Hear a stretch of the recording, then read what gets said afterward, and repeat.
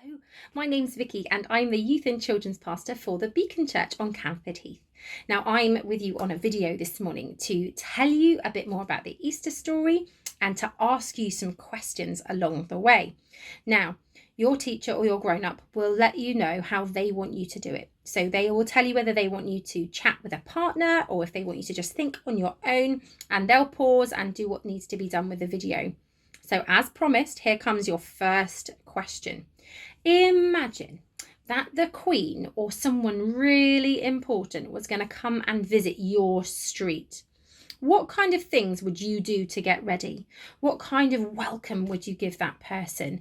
If it was the Queen, what kind of car or how might she arrive? Would you do decorating to your houses? Would you cheer and gather? Have a think and discuss together. What do you think, or how do you think the Queen would arrive to your street?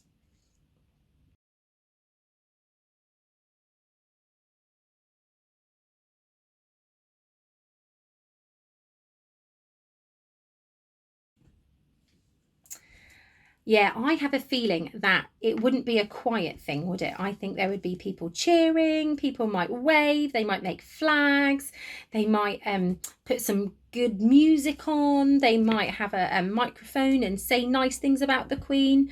I think she'd arrive. I'd love it if the Queen was going to arrive near our house. I'd love it if she arrived in her gold carriage. Could you imagine? Amazing. Anyway, today the story that we are going to be looking at is the Easter story. Now, the Easter story really starts all the way before Easter Sunday on a different kind of Sunday called Palm Sunday. Now, not this kind of palm, that's the palm of your hand, but we are thinking about palm leaves. And Jesus was a really important person. So let's hear how he arrived in Jerusalem. Are you ready? It says, "It was a day in spring. On the road to Jerusalem, many people were going to celebrate the Passover at the temple. Jesus came along riding on a donkey. The crowds welcomed him like a king. They waved palm branches and cheered.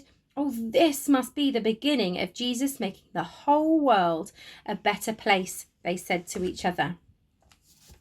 Now, here's another question. Can you remember how Jesus arrived in Jerusalem? What was he riding?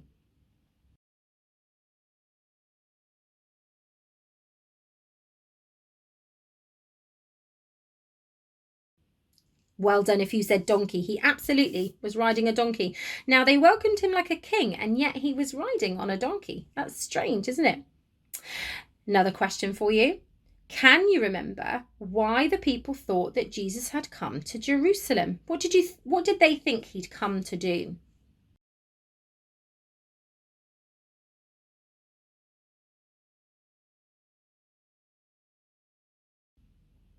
Yes, in their words, they thought that he'd come to make the world a better place.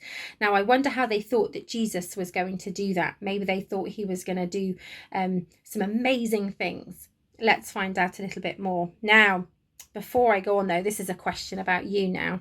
Have you ever been really cross? Have you ever been really angry? What did you do? That's hard, isn't it? I get a bit cross sometimes. I think we all get a bit cross sometimes.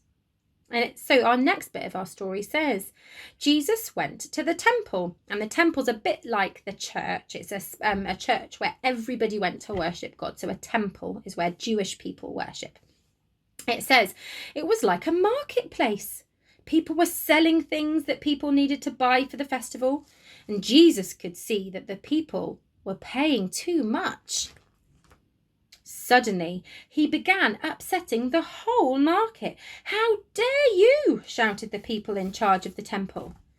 "The temple is meant to be a place where you pray," said Jesus, "not a place where people are cheated." The people in charge were very angry. "We must get rid of Jesus," they whispered, and they began to make a plan. Does it surprise you to know that Jesus got really angry? So angry that he upset all the marketplace? It surprised me when I first heard it. But he was so cross, you see, because the temple was meant to be a place. The Bible tells Christians that the temple is a place where anyone and everyone could go and worship God. And it didn't matter whether they were rich or whether they were poor, whether they were really popular or whether they weren't very popular. The temple was meant to be a place where anybody could go and worship God. And they had made it a place where you could only go if you paid the right amount of money. And that wasn't what Jesus thought the temple should be. So, and one of the other reasons that Jesus had come to Jerusalem was to share a special meal with his friends. It says, a few days later, Jesus met with his friends to eat the festival meal. He warned them of hard times ahead. He told them always to love one another. He shared bread and wine with them, and he told them to always share bread and wine and to remember him in this special way. When Jesus warned them of hard times ahead, what do you think that you would have felt? If you were one of the disciples at that point, what might you think? Jesus says, there are hard times ahead. You've come for a festival, and now you've heard that things aren't going to be great. How might you be feeling?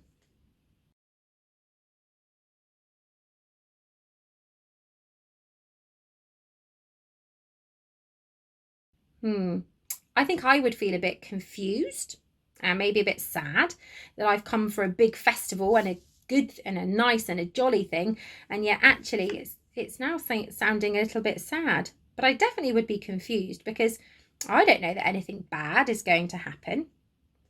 Now, our next question is one for you to think about for yourself. It says, have you ever been told off for something that you didn't do? Have you ever been told off for something you didn't do, and how did it make you feel?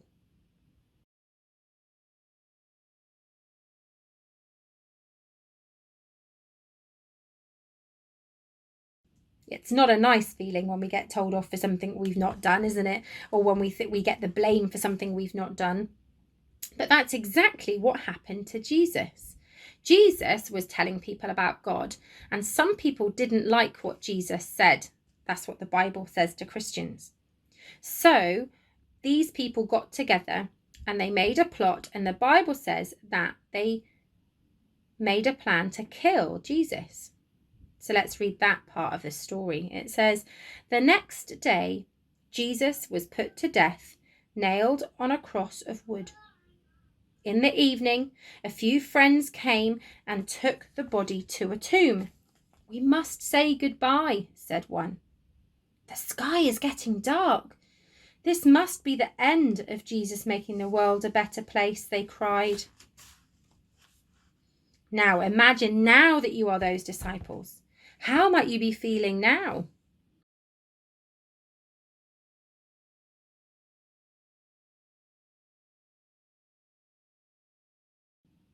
If I was there, I would be feeling really sad, really unhappy, thinking that this was the end. I thought that Jesus had come to make the world a better place, but now it seems that that can't happen. And the Bible says, and Christians believe, that then the disciples became really sad and they all went in their own ways to kind of feel sad on their own. But Christians believe that that is not the end of the story, because the Bible carries on a little bit more. And it says, it was the weekly day of rest. Jesus' friends were very sad, for Jesus was dead. We'll have to hide, said some. We might get into trouble for being his friends. But we will go back to the tomb, said some women. And we want to say goodbye properly. So the next morning, very early, the women went. To their surprise, the tomb was open. Inside were two angels, shining in white clothes. Jesus is not here, they said. He's alive. They ran to tell the others, but no one really believed them. How would you be feeling now? If somebody ran back and told you that somebody you thought was dead had come back to life, how might you think?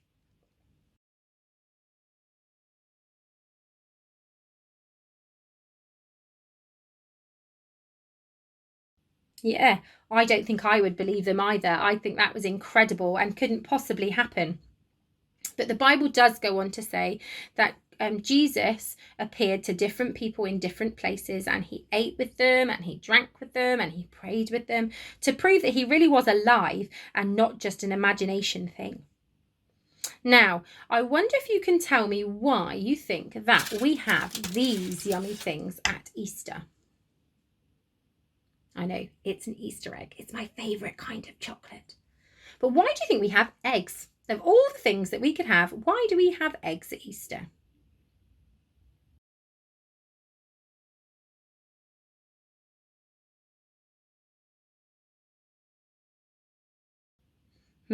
So eggs are a symbol, so a sign, something we look at to remind us of something else, of new life. Now it's springtime.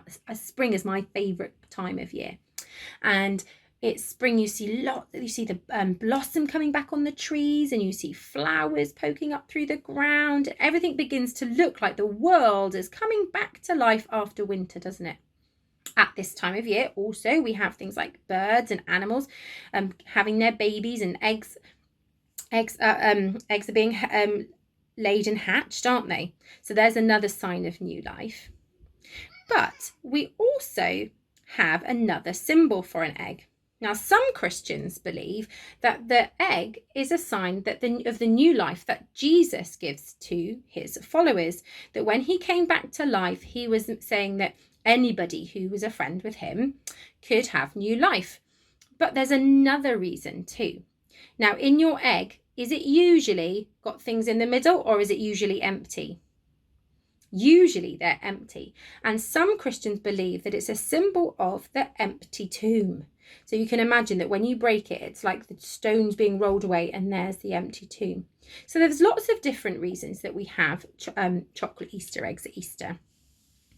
Now there is the end of our story and our questions, but I have just one last question for you. I'm going to say goodbye, but I will leave you with one question. So the last question is, what's your favourite kind of chocolate?